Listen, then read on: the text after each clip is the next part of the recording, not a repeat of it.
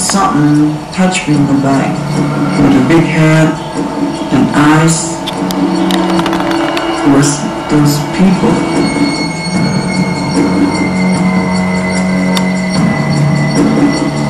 We're speaking to John Rhodes, who's describing the different types of experiments going on the different levels at Dulce.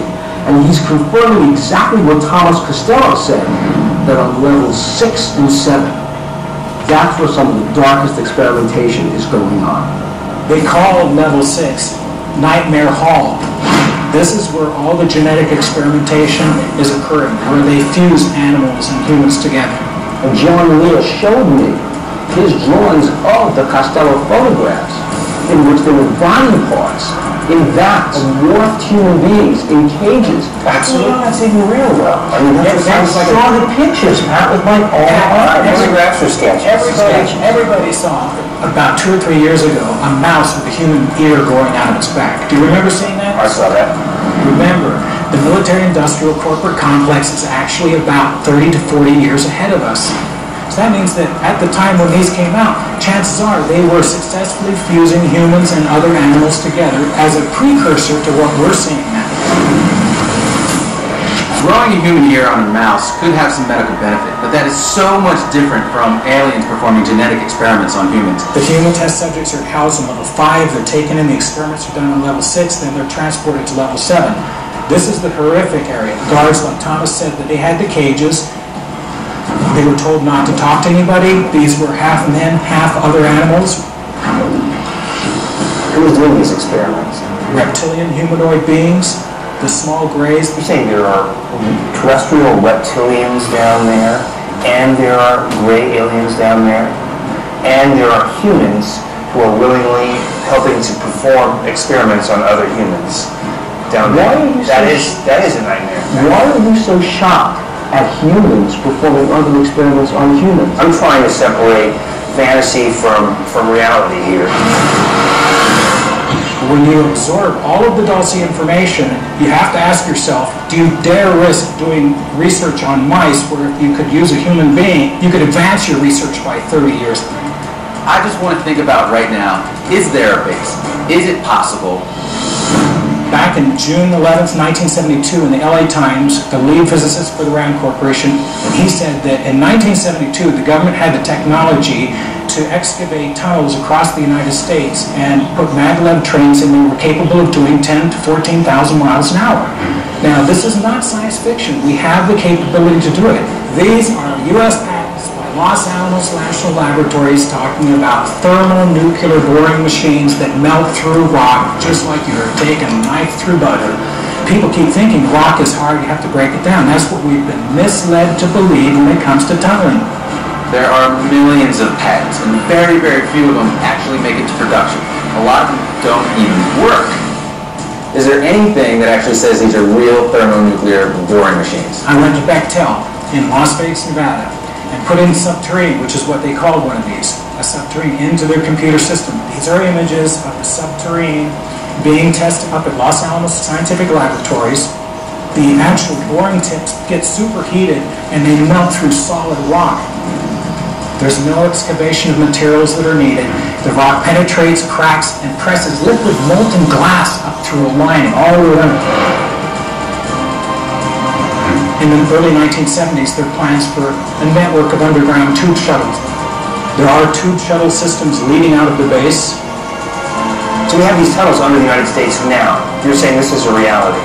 Absolutely. In order for me to even get close to believing this, I need more video, I need testimony, I need photographs, I need some physical evidence that any of this is going on.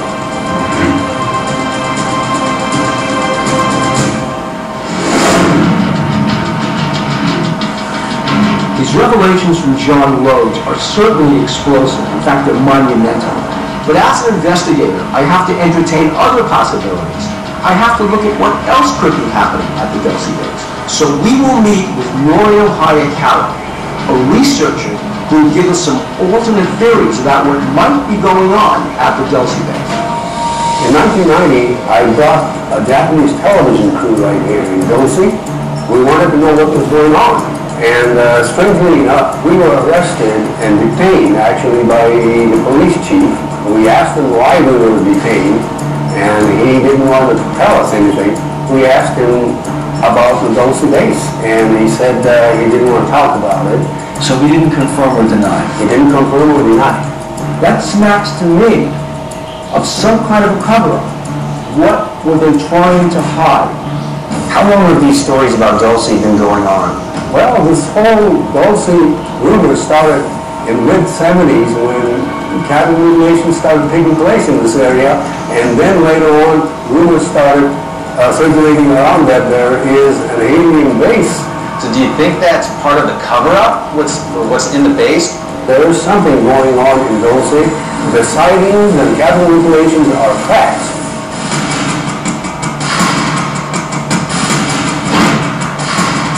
We're on our way for a meeting with Gabe Valdez, a retired New Mexico State police officer.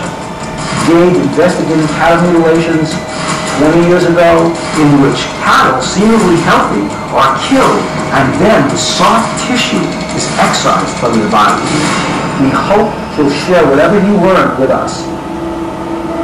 In my profession, you have to focus on physical evidence. And the physical evidence that we found doesn't come from outer space. Can you tell us what you found? Gas masks, monitoring instruments, radar shaft, and helicopter activity. Finally, something tangible. And from a New Mexico State trooper, no less. And this is a story from Dulce that I can get behind.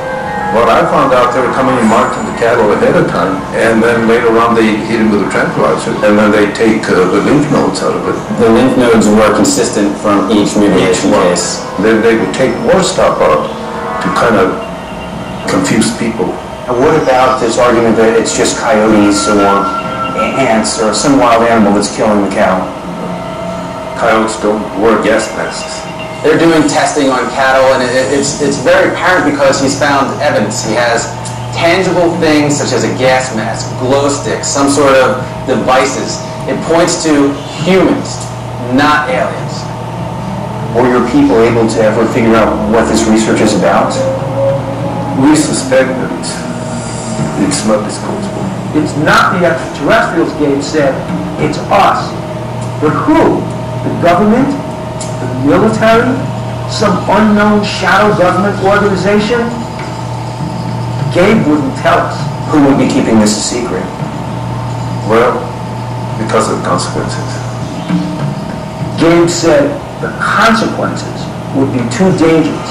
We were taking pictures of a lot of helicopter activity in the area. These were just taken 10 days ago.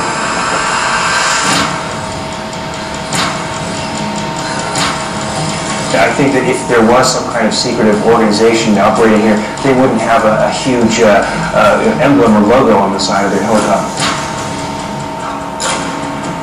The aliens are so advanced in technology, why would they leave all this physical evidence behind? With alternate opinions now on whether they were UFOs and extraterrestrials, or whether the craft, the unknown lights people are seeing, are really unconventional aircraft that we're using. We have to get more evidence. We could tell where the aircraft came to. They didn't do the whole process. This is what we found inside the fields of a mutilated cow. But it was not the cow fetus. Some part of it was, and the other wasn't. What are we looking at here? Is this a head?